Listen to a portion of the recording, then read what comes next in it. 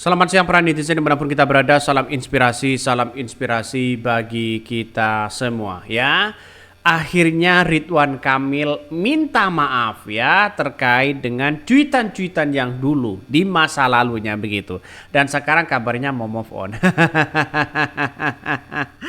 Kita baca ini, usai viral cuitan lawasnya sentil orang Jakarta. Ridwan Kamil minta maaf, mari kita move on. Ya, inilah kalau mau nyalon ya apapun mereka ya minta maaf. Apakah cukup minta maaf begitu kan ya? Kalau dulu mereka tidak mengingat ya bagaimana rekam jejak yang ada. Tapi ini kan berbeda dengan Anies Baswedan. Rekam jejaknya sangat luar biasa begitu kan ya. Tidak pernah ngata-ngatain suku orang-orang tertentu. Tapi kalau Ridwan Kamil jelas saja begitu. Dikritik saja, orang yang mengkritik dilaporkan. Apakah masyarakat di Jakarta sekarang ini gimana begitu kan? Ya harus sadarlah begitu ya. Dalam artian bahwa masa punya cuitan yang tidak baik tiba-tiba begitu memimpin Jakarta. Ini gimana logikanya?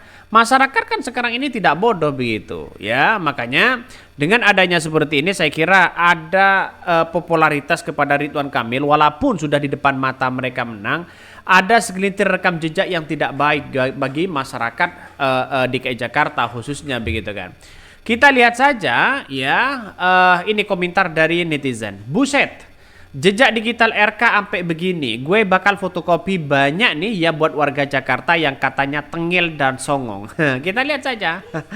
Kawasan Mangga Besar Jakarta itu seperti Azir Sister ya, tidak jelas. Orang Jakarta ya gaul ngelamor songong katanya begitu kan. Ini kita lihat saja, ini komentar-komentar dari rekam jejak sejarah masa lalu dari Ridwan Kamil. Tapi pada kenyataannya sekarang masyarakat itu menuntut punya rekam jejak tidak baik kok tiba-tiba mau nyalon di DKI Jakarta. Dulu keluar-keluar, sekarang ya bagaimana, mau ngemis-ngemis mau minta suara. Ini yang kita lihat realitasnya. Makanya dengan adanya seperti semua orang pasti punya rekam jejak begitu kan. Tapi sebagai warga dan masyarakat Indonesia dimanapun kita berada, ya kalau mereka minta maaf ya maafkan juga begitu kan. Terutama saya, saling memaafkan satu sama lain. Tapi apakah cukup dengan minta maaf? Nah itu yang menjadi catatan kita begitu kan. Makanya dengan hal itu kan tergantung dari perspektif pemilih nantinya. Kalau Ridwan Kamil cocok ya kita pilih. Kalau tidak pilih ya kalau tidak cocok pilih yang lain. Kan begitu logikanya. Atau dicoblos semua. Ini komentar dari netizen banyak sekali pro dan kontra. Akhirnya terjebak pula ya Ridwan Kamil ini dengan omongannya sendiri. Mereka tidak bisa berkutik ngapa-ngapain. Contoh kemarin saja begitu saat naik panggung ya diteriaki suruh turun, ini gimana logikanya? Artinya Ridwan Kamil mulai tidak laku begitu ya. Mari kita baca. Enak aja kata komentar dari netizen. Enak aja mereka ya. Yang ini tolong ya diminating ya, dilaminating dan dipiguna segede gaban ya biar bisa dicontoh ini. Selain uangnya adakah alasan lain untuk menyukai Jakarta? Nah, wah, boleh juga nih ditempel di pos katanya begitu kan. Ini sudah 2012 silam begitu kan. Artinya ya secara tidak langsung bahwa Ridwan Kamil punya rekam jejak tidak baik begitu kan ya. Dalam artian mereka di media sosial dan perkataan di media sosial. Udah kaya, belagu dan sok tahu ya, itu tipe kalian yang banyak sekali di Jakarta. Maaf ya, kalau masalah itu kan bukan hanya di Jakarta. Kenapa ditentukan di Jakarta? Kan begitu logikanya. Bahkan yes, hari ini langit begitu biru. Ya si biru film Miyabi. Kok tahu aja ini tontonannya si Ridwan Kamil ini begitu kan.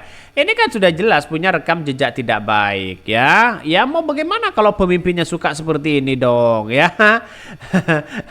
Sukanya suka seperti itu begitu kan, apalagi ya. Masalah soal film biru. Wallahu a'lam begitu ya. Makanya dan sekarang mau ngemis-ngemis lagi. Saya kira masyarakat tidak akan percaya itu ya. Mari kita baca terlebih dahulu beritanya seperti ini. Ini beritanya. Usai viral cuitan lawas sentil orang Jakarta, Ridwan Kamil minta maaf ya. Mari kita move on kabarnya. Kok segampang itu?